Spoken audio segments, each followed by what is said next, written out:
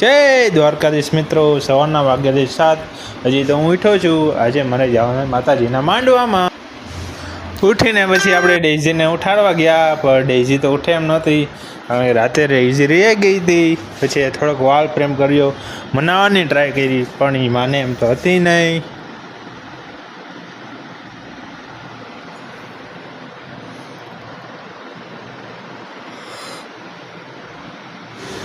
તો ફાઇનલી હું તૈયાર થઈ ચૂક્યો છું માતાજીના માંડવામાં જવા માટે. તો હવે આપણે માતાજીના માંડવામાં જવા માટે રવાના થશું.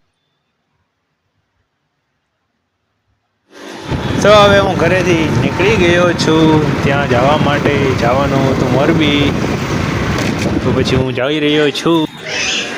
તો ફાઇનલી હું પહોંચી ગયો છું. થઈ ગયું છે મોડું, હવન તો ચાલુ થઈ ગયો છે. બેનને બધા બેસી ગયા છે, પણ લેટ તો લેટ.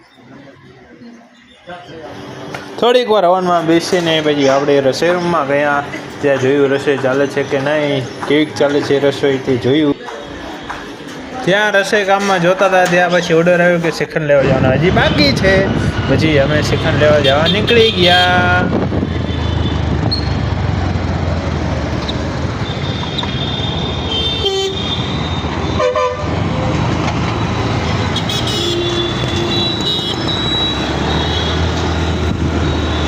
ફાઇનલી અમે શ્રીખંડની દુકાને પહોંચી ગયા. ત્યાં ભાઈએ કીધું કે થર્મસ તો છે નહીં, તો મેં કીધું કેરબામાં ભરી દો ચાલશે. પછી ભાઈએ કેરબામાં ભરી દીધો શ્રીખંડ. ત્યાંથી અમે લઈને જઈ રહ્યા.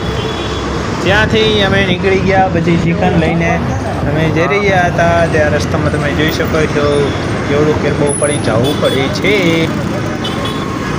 ત્યાં હજી જસ્ટ શ્રીખંડ લઈને પહોંચ્યા, ત્યાં જમવાનું ચાલુ થઈ ગયું, પણ જમવા તો બેસાતું નથી. ત્યાં તમારો ભાઈ પીરસવા લાગી ગયો.